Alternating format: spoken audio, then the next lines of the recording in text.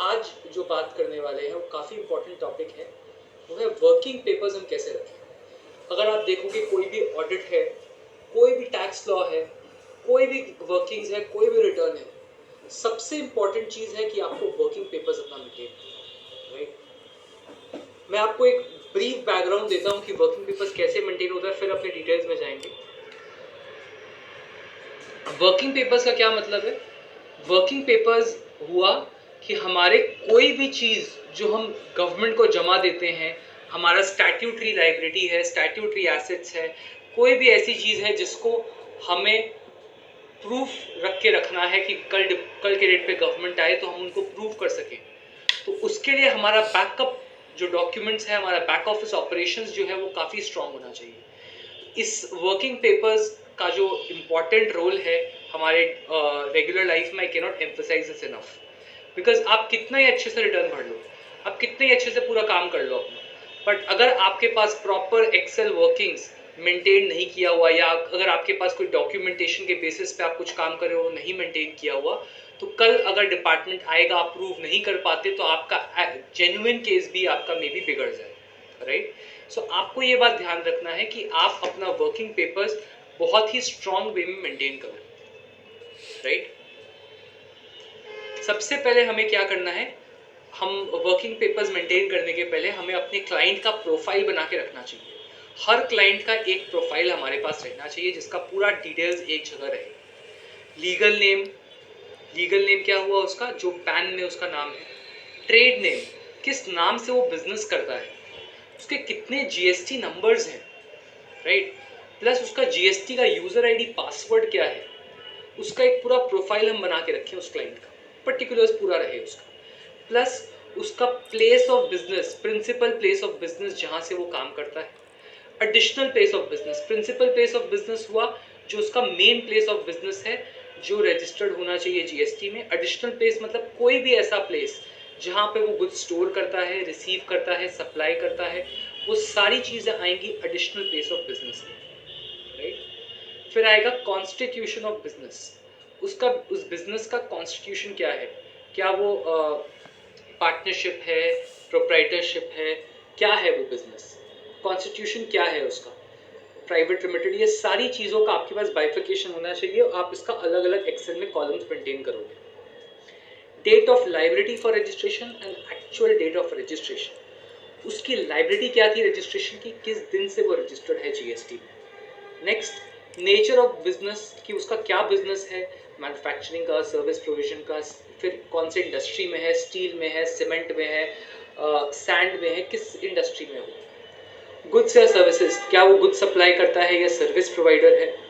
Next, jurisdiction of the tax payer, ये काफ़ी important है कि हमारे स्टेट के हों या सेंटर के जुरिस्डिक्शनल ऑफिसर्स कौन कौन हैं, किसके पास मेरी फाइल रजिस्टर्ड है।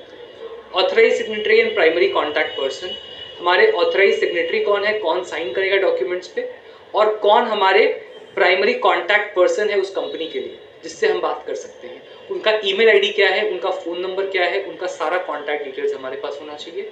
फाइनली रजिस्ट्रेशन सर्टिफिकेट क्या है कंपनी की, वो आप देखोगे रजिस्ट्रेशन सर्टिफिकेट में सब चीज़ की समरी भी रहती है, तो वो भी आपके पास होना चाहिए। पहले आप इसका पूरा प्रोफाइल बना लो उस क्लाइंट का अपने पास, एक्सेल में मेंटेन करो, सॉफ्टवेयर में मेंटेन करो, ये आपके ऊपर है। इसका एक पूरा वर्किंग पेपर, और उसके बाद आप चाहो तो उसके बाद एक उसका फाइल में आप ये सारे रिकॉर्ड्स को एक हार्ड कॉपी में रख सकते हो, सॉफ्ट कॉपी में रख सकते हो। आजकल डिजिटाइजेशन का ज़माना है तो सब कुछ आपका डिजिटल फॉर्मेट में आपके पास ये सारी चीज़ें एक मास्टर डेटा टाइप आपके हर क्लाइंट का मेंटेन करना चाहिए, right. This is the first step. फिर आपके यूजुअली दो तरह के वर्किंग पेपर्स होंगे, एक कंप्लायंस रिलेटेड, एक health check related. Compliance related मतलब जिस क्लाइंट्स का आप रेगुलरली मंथली बेसिस पे कंप्लायंस करते हो, रिटर्न्स भरते हो, उन सब का क्या क्या वर्किंग पेपर्स होगा। हेल्थ चेक में मान लो कि आप किसी कंपनी का जाके चेक करने गए हो कि उसका कि उसके ऑपरेशंस कैसे हैं। हेल्थ चेक क्या हुआ आपका बेसिकली, कि उसके ऑपरेशंस में क्या कोई लकूना है, कहीं पे आपको लगता है जीएसटी का लॉस हो सकता है उसको, या फिर कहीं वो जीएसटी का पेमेंट नहीं कर रहा ठीक से, तो कहाँ कहाँ इंटरनल कंट्रोल वीकनेसेस हैं उसके, तो वो आया आपके वो आपके आया हेल्थ चेक रिलेटेड में। कंप्लायंस रिलेटेड में कि आप उसका क्या क्या रिटर्न्स भरते हो और उसका सबका क्या क्या वर्किंग पेपर्स आपको रखना चाहिए। राइट? उसके बारे में अभी हम सबसे पहले बात करेंगे। सबसे पहले टू बी फाइल, एक एक्सेल में आपके पास डेटाबेस होना चाहिए जिसमें 3B का, 1 का, GSTR 6 का, ITC 04 का, TDS TCS क्रेडिट रिसीव्ड का, GSTR 7 है, GSTR 8 है, अगर GSTR 4 है वो अगर कॉम्पोजिशन डीलर है तो क्या रिटर्न फाइलिंग स्टेटस है उसका, किस दिन उसने फाइल किया। आपको ये बात ध्यान में रखना है, अगर वो रिटर्न लेट फाइल करता है तो उसका लेट फीस आता है, अगर वो टैक्स लेट पेमेंट करता है तो उसका इंटरेस्ट आता है, किस दिन उसको टैक्स पेमेंट करना था और उसने एक्चुअल में कब पेमेंट किया है, इसका पूरा वर्किंग पेपर्स का हमारे पास प्रॉपर ब्रेकअप होना चाहिए। राइट? इसका प्रॉपर वर्किंग पेपर्स का पूरा ब्रेकअप हमारे पास होना चाहिए। तो अगर कोई भी केस में हमारा इंटरेस्ट लायबिलिटी अट्रैक्ट हो रहा है तो based on actual date versus due date of filing हम फाइंड आउट कर सकते हैं। राइट? उसके बाद workings of all returns in excel, this is the most important part. अगर आप सेल्स में 1 लाख रुपीज डिस्क्लोज किए हो, 18,000 GST है, तो उसका पूरा ब्रेकअप, पूरा का पूरा वर्किंग्स आपका एक्सेल में मेंटेन होना चाहिए जो आपके डेटा फाइल से पूरा मैच करे। जो भी आप ऑनलाइन अपलोड कर रहे हो, आउटवर्ड सप्लाई का, ITC का या कोई भी टैक्स पेमेंट का, कोई भी वर्किंग्स हो आपके पास, एक्सेल में 1 to 1 पूरा एक एक चीज का मैचिंग होना चाहिए। कारण क्या है कि जब भी आप रिटर्न भरते हो आपके पास एक बेस होता है डेटा का।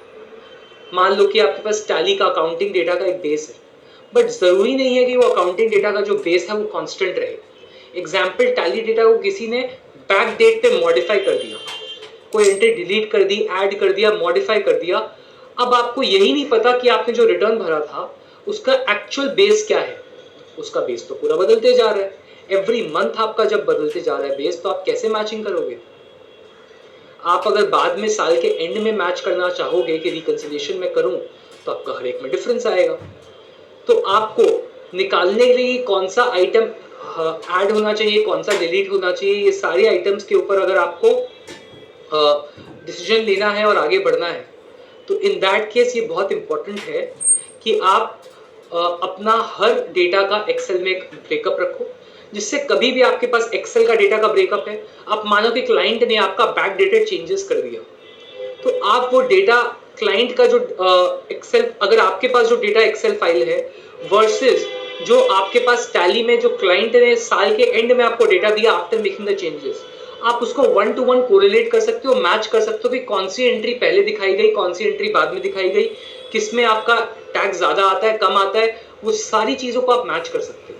ये तभी पॉसिबल है जब आप उसका एक्सेल में पूरा प्रॉपर वर्किंग रखो, क्योंकि अगर आपके पास यहाँ 100 लाइन आइटम्स है, वहां 105 लाइन आइटम्स, तो आपको पता है कि 5 लाइन आइटम्स को आपको मैच करना है, और 5 लाइन आइटम्स कौन से ऐसे हैं जो बाद में क्लाइंट ने बैकडेटेड एंट्री पास की। अगर आपके पास लाइन वाइज डेटा ही नहीं है, आपके पास लाइन वाइज बेसिस ही नहीं है, एक्सेल में वर्किंग्स ही मेंटेन नहीं है, तो आप साल के एंड में एकदम हैंडीकैप्ड फील करोगे, आपको समझ में नहीं आएगा कि आप कैसे मैच करोगे। राइट? तो इसलिए मैं सजेस्ट करूंगा कि आपका हर डेटा, हर रिटर्न का फील्ड से आपका 1 to 1 डेटा का मैचिंग हुआ रहे। और अगर उस पीरियड में, अगर आप मान लो कि आप कोई भी पुराने पीरियड का डेटा दिखाते हो, मान लो कि आप अप्रैल महीने में आप किसी मार्च महीने का, पिछले महीने का कोई डेटा आप करेक्ट करना चाहते हो, तो आपको उसका प्रॉपर ऑब्जर्वेशन रखना चाहिए कि मैंने मार्च महीने का अप्रैल में कितना करेक्ट किया। एक अलग से आप अर्लियर पीरियड एरर्स का शीट बनाओ जिसके अंदर आप पूरा डालो कि आपने मार्च महीने का अप्रैल में कितना करेक्शंस किया है। उसका पूरा एक कंसोलिडेटेड डेटाबेस होना चाहिए जिसमें पूरा एरर्स जो एक महीने का दूसरे महीना में रेक्टिफाई हुआ है, दिखाया गया है, चेंजेस हुआ है, वो सारी चीजों का एरर्स का एक डेटाबेस रहे आपके पास। और आपके पास एक ऑब्जर्वेशन शीट रहे, एक्सेल फाइल मेंटेन रहे, वर्ड फाइल मेंटेन रहे, वर्ड में आप उसको पूरा एक्सप्लेन करो, एक्सेल में आप उसका वर्किंग्स मेंटेन करो। आप पूरा डेटा अपने पास ऐसे रखो कि आपको ये पता है कि एक महीने के दूसरे महीने में कितना दिखाया गया है, वो कौन कौन से लाइन आइटम्स है। तो आपके पास कभी भी without line item wise breakup नहीं रहेगा। Right? Details of self invoices, payment voucher, receipt voucher, कोई भी सेल्फ इनवॉइसेस हो, पेमेंट वाउचर हो, रिसीट वाउचर हो, उन सबका पूरा प्रॉपर पर्टिकुलर्स होना चाहिए। Balance of electronic liability ledger, credit ledger and cash ledger, ये तीनों लेजर्स जो काफी इंपॉर्टेंट रोल्स प्ले करते हैं, क्रेडिट, लायबिलिटी और कैश लेजर, ये तीनों लेजर्स आपस में आपके बुक्स के साथ मैच्ड होने चाहिए। अगर आपके पास मान लो कि आईटीसी आपने लिया और आपने 100 रुपीज का आईटीसी लिया, उसमें से 90 रुपीज का मैचिंग हुआ, 10 रुपीज अनमैच्ड, तो 100 में से 90 को आपने क्रेडिट लेजर में ट्रांसफर किया, 10 रुपीज आपका अभी भी अनमैच्ड है, यानी कि 10 रुपीज का अमाउंट अभी भी वेंडर ने आपका जमा नहीं किया है। तो ये 10 रुपीज का भी ब्रेकअप आपको रखना पड़ेगा। जब आप रिकंसिलिएशन करते हैं between GSTR 2B and 3B, तो आपको लाइन वाइज रिकंसिलिएशन करना चाहिए। आपको लाइन वाइज पता होना चाहिए कि कौन कौन से आइटम्स थे जो सप्लायर ने जमा किए बट आपके बुक्स में नहीं थे, कौन कौन से ऐसे लाइन आइटम्स थे जो आपके बुक्स में थे और सप्लायर ने जमा करने में गलतियां की है। तो ये पूरा का पूरा अमाउंट का आपका लाइन वाइज मैचिंग हुआ रहना चाहिए, राइट।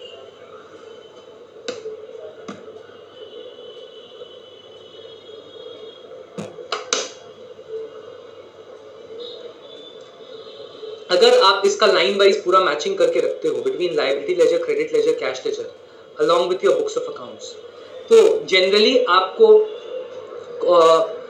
साल के एंड में प्रॉब्लम्स नहीं होंगी आइडेंटिफाई करने में लाइन आइटम्स की कौन से क्रेडिट लेना रह गए, कि या फिर क्रेडिट ज़्यादा ले लिया या आउटपुट कम दिखाया या ज़्यादा दिखाया, ये सब में आपको इश्यूज नहीं होगा, राइट। या बाद में इजीली कर सकते हो। अब अपने वर्किंग्स में यूजुअली क्या क्या मेंटेन करोगे अपने? Number 1 is invoice particulars, invoice number, उसका डेट, ये सब बहुत ज़रूरी है। इनवॉइस के सारे डिटेल्स आपको रखने चाहिए। अगर आपने एडवांस रिसीव किया था तो उसका रिसीट वाउचर, और अगर आपने एडवांस रिफंड कर दिया तो रिफंड वाउचर, उसमें भी आपके पास डेट, किस पार्टी से आया, कितना अमाउंट का आया, रिसीट वाउचर कौन सा नंबर का इशू हुआ, किसके अगेंस्ट आपने रिफंड किया, ये सारी चीज़ें होनी चाहिए। Ledger head, I can't emphasize enough ये कितना इंपॉर्टेंट है। आपको हर सेल्स रजिस्टर जो आप मेंटेन कर रहे हो, आपके वर्किंग्स को आप मेंटेन कर रहे हो एक्सेल में, उसमें लेजर हेड कि कौन से सेल्स अकाउंट में दिखाया गया वो बहुत ज़रूरी है।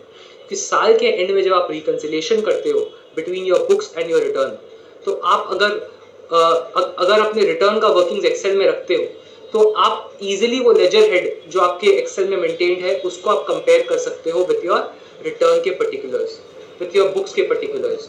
तो आप आराम से कंपेयर कर सकते हो, देख सकते हो कि कौन सा लाइन आइटम दिखाया हुआ नहीं है।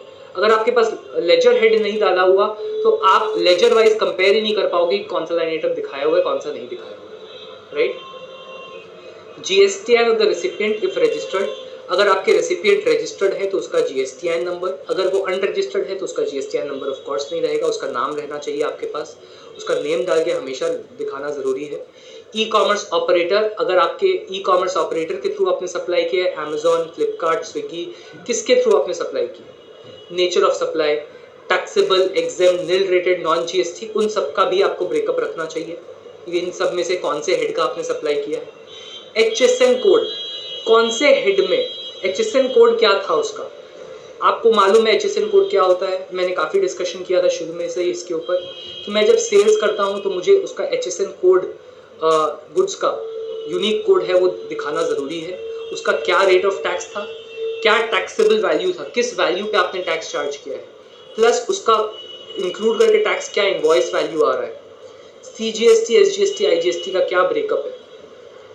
फाइनली अगर आप एक्सपोर्ट कर रहे हो तो शिपिंग बिल नंबर क्या है, शिपिंग बिल डेट क्या है उसका, राइट।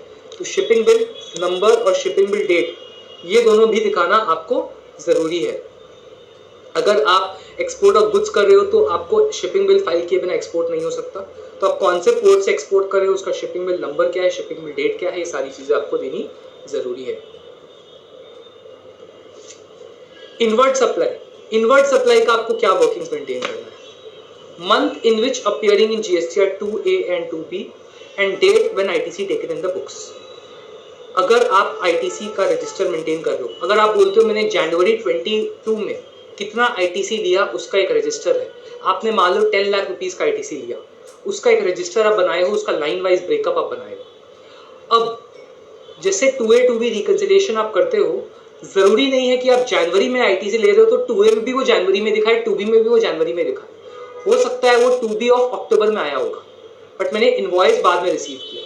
तो मंथ कौन से, आपको अक्टूबर मंथ भी नोट करके रखना है कि अक्टूबर मंथ में मेरे 2B में था वो, और जनवरी में नोट करके रखना है बिकॉज मैंने जनवरी में उसको 3B में लिया। तो 2 मंथ के कॉलम्स आपको रखने चाहिए। Invoice including self invoice particulars, कोई भी इनवॉइस आप इशू करते हो उसका इनवॉइस नंबर क्या है, इनवॉइस डेट क्या है। मतलब सप्लायर ने मुझे कोई इनवॉइस दिया, उसका प्रॉपर इनवॉइस नंबर, जो भी इनवॉइस नंबर उसने दिया उसका प्रॉपर स्लैश डैश सब देखते हुए मुझे मेंटेन करना है। इनवॉइस का डेट क्या था, किस डेट पे उसने इनवॉइस दिया मुझे। Next, bill of entry number and bill of entry date, किस कौन से डेट पे अगर वो बिल ऑफ एंट्री देता है मुझे। इंपोर्ट ऑफ गुड्स के केस में बिल ऑफ एंट्री होता है, आरसीएम के केस में सेल्फ इनवॉइसेस होते हैं। तो सेल्फ इनवॉइस के पर्टिकुलर्स की सामने वाले ने जो इनवॉइस इशू किया उसका क्या इनवॉइस नंबर है, क्या इनवॉइस डेट, राइट। इन सबका ब्रेकअप मेरे पास रहे। Ledger head, again very important, मैंने जो आईटीसी लिया वो कौन से लेजर के अगेंस्ट में लिया आईटीसी, राइट। एचएसएन कोड, मेरा एचएसएन कोड क्या था उस आइटम का जो मैंने खरीदा है, उसका इनवर्ट सप्लाई का एचएसएन कोड रहे। फिर very important, bifurcation between input services and capital goods.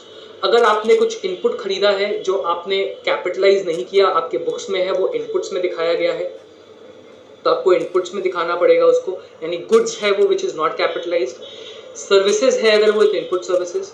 Capital goods मतलब कोई भी ऐसी चीज जो आपने खरीदा बट आपने अपने बुक्स में उसको कैपिटलाइज किया है, उसका भी ब्रेकअप आपके पास रहेगा। GSTN and party name of the supplier, जो भी सप्लायर है जिससे आप खरीदे हो उसका जीएसटी नंबर एकदम एक्यूरेटली मेंटेन करना आप, क्योंकि उससे आपका रिकंसिलिएशन काफी इफेक्ट होगा। जीएसटीएन और पार्टी नेम जिससे आपने गुड्स खरीदा है उसका जीएसटीएन और party name. Nature of supply, जो आपने खरीदा है क्या वो टैक्सेबल है, एग्जेम्प्ट है, निल रेटेड है, नॉन जीएसटी है, किस हेड का वो सप्लाई है, राइट। टैक्सेबल वैल्यू, क्या वैल्यू है उसका, क्या टैक्स है, क्या इनवॉइस वैल्यू है, यानी कि मैंने जो खरीदा उसका टैक्सेबल वैल्यू क्या था, उसका टैक्स क्या है और इनवॉइस वैल्यू क्या है, ये सारी चीजों का bifurcation. Calculation of ITC reversals under rule 42 and 43, ये बहुत ज्यादा जरूरी है। आपको रूल 42 और 43 दोनों में काफी कॉम्प्लिकेटेड कैलकुलेशन दिया हुआ है। मेरा आउटवर्ड सप्लाई अगर टैक्सेबल भी है, एग्जेम्प्ट भी है, इन दैट केस मैं आईटीसी उतना ही ले सकता हूं जितना एट्रीब्यूटेबल है towards my taxable supply. ITC जो एग्जेम्प्ट सप्लाई से रिलेटेड है वो मुझे रिवर्स करना होगा, उसका कैलकुलेशन काफी जरूरी है, बिकॉज वो कैलकुलेशन आपको बताया गया है लॉ में कैसे होगा। इसके ऊपर हम आईटीसी चैप्टर जब डिस्कस करेंगे कैलकुलेशन कैसे होगा तो बात भी करेंगे। फॉर द टाइम बिंग आपको ये बात ध्यान में रखना है कि आपको उसका वर्किंग्स प्रॉपरली, कैसे आपने आईटीसी कितना लिया, कितना रिवर्स किया, कैसे कैलकुलेशन किया, उसका डिटेल्ड वर्किंग्स आपको अपने पास रखना कंपल्सरी है। एक्सपोर्ट रिलेटेड वर्किंग पेपर्स, आपको एक्सपोर्ट अगर आप करते हो तो आपको क्या क्या वर्किंग पेपर्स रखने हैं।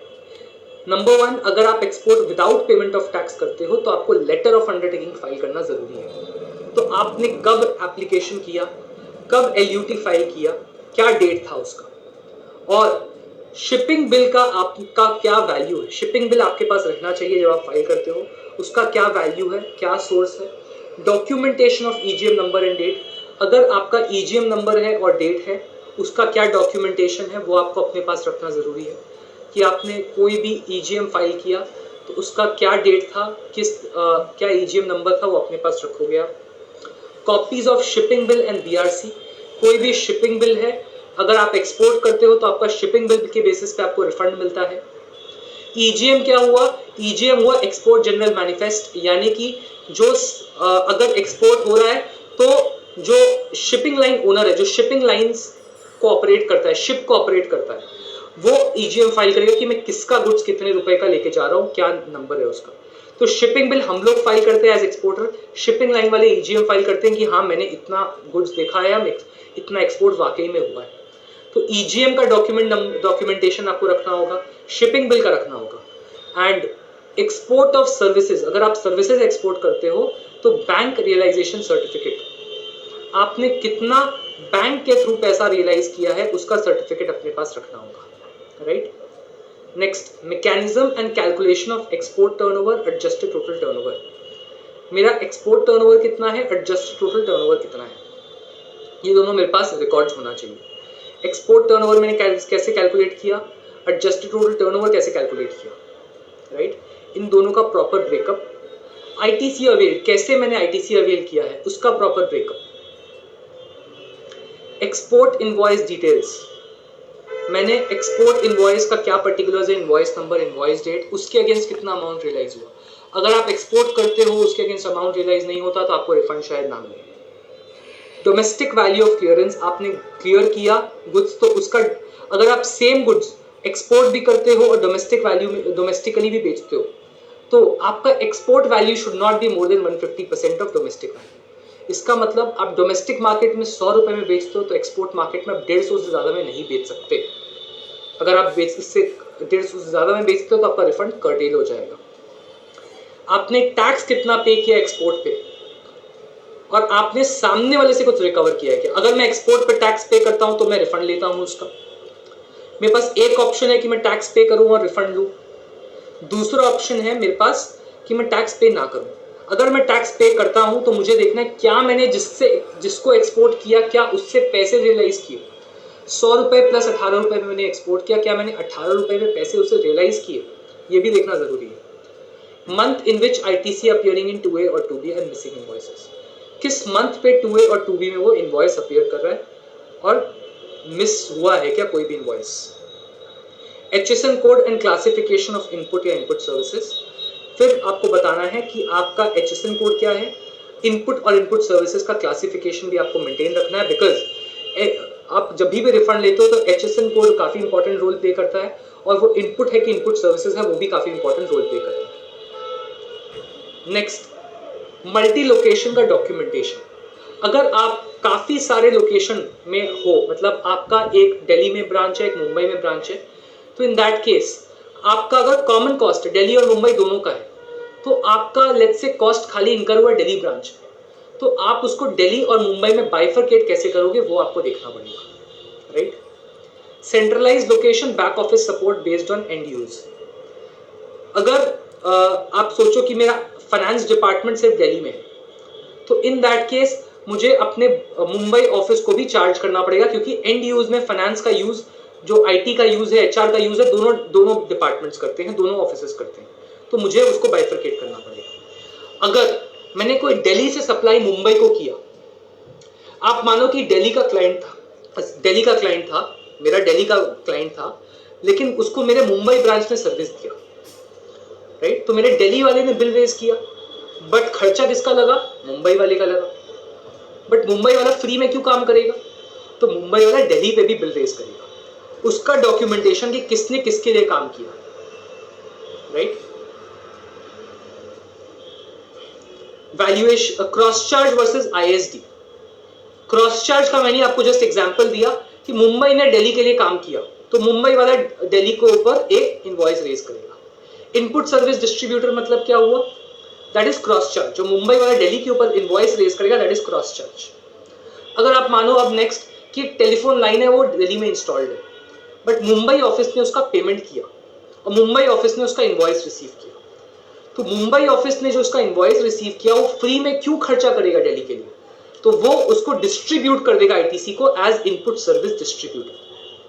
तो वो भी आपको रिकॉर्ड करके रखना जरूरी है। फिर आपको देखना है कितने वैल्यू का इनवॉइस रिसीव हुआ, क्या एक ने जब सर्विस प्रोवाइड की क्या दूसरे ने उसका आईटीसी लिया, क्या उसका प्रॉपर इनवॉइस रेज हुआ, क्या उसका प्रॉपर इनवॉइस रेज होने का और रिसीव होने का अकाउंटिंग हुआ। क्योंकि आपका ये ब्रांच अकाउंटिंग अगर आपने पढ़ा होगा तो आपका बुक्स कहीं अफेक्ट नहीं होता। एक ब्रांच का सेल्स है, दूसरे ब्रांच का परचेज है, दोनों कंसोलिडेट होता है तो नेट इफेक्ट जीरो होता है। तो क्या आपने अकाउंटिंग के दौरान ब्रांच अकाउंटिंग में उसका वैल्यूज दिखाया, राइट। फिर मंथली बेसिस पे आपको देखना है क्या आपका ट्रायल बैलेंस, आपके ट्रायल बैलेंस में जो आपने खर्चा दिखाया और आपने जो एक्सपेंसेस डिटेल दिखाए क्या वो दोनों मैच हो रहे हैं, right.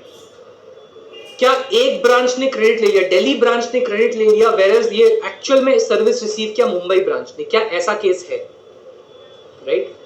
ISD and monthly return reconciliation, मेरे दिल्ली ने जब मुंबई को जितना आईटीसी ट्रांसफर किया क्या मेरे मुंबई में उतना ही क्रेडिट लिया या उससे ज्यादा क्रेडिट लिया।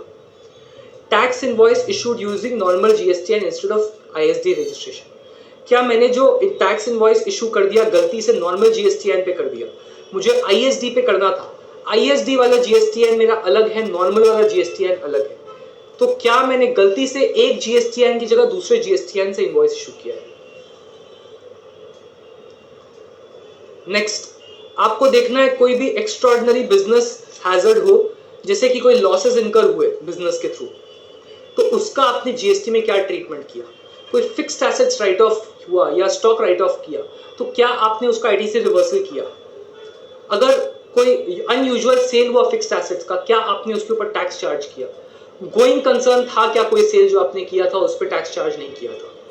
लिटिगेशन सेटलमेंट, आपको देखना है कि कोई लिटिगेशन के दौरान आपका कोई सेटलमेंट हुआ है क्या, तो उसका क्या इंपैक्ट आया है। Advance ruling obtained for any matter, अगर आपने कोई मैटर पे एडवांस रूलिंग ऑब्टेन किया था। एडवांस रूलिंग मतलब मैं गवर्नमेंट के पास गया, मैं बोला देखिए मेरा ये केस है, इस पे क्या जीएसटी का इंपैक्ट आएगा मुझे पता नहीं है, आप बता दो। तो उसके ऊपर गवर्नमेंट बोलेगी आपका ये इंपैक्ट आएगा। तो अगर गवर्नमेंट जो बात बोल देती है वो मुझे कंप्लाई करना जरूरी होता है। तो कोई एडवांस रूलिंग था क्या और उसका मैंने कंप्लाई किया कि नहीं किया। ये सारी चीजें मुझे अपने वर्किंग पेपर्स में, कंप्लायंस के वर्किंग पेपर्स में रखना बहुत जरूरी है, राइट। सो इससे हम एंड करते हैं आज का सेशन, जो हम डिस्कस करेंगे जिसमें कंप्लायंस रिलेटेड वर्किंग पेपर्स को हमने बहुत अच्छे से डिस्कस किया। अब हमारे नेक्स्ट वीडियो में हम बात करेंगे हेल्थ चेक से रिलेटेड वर्किंग पेपर्स हुए, उसको आप कैसे मेंटेन करोगे। For the time being, thank you so much for a very patient hearing.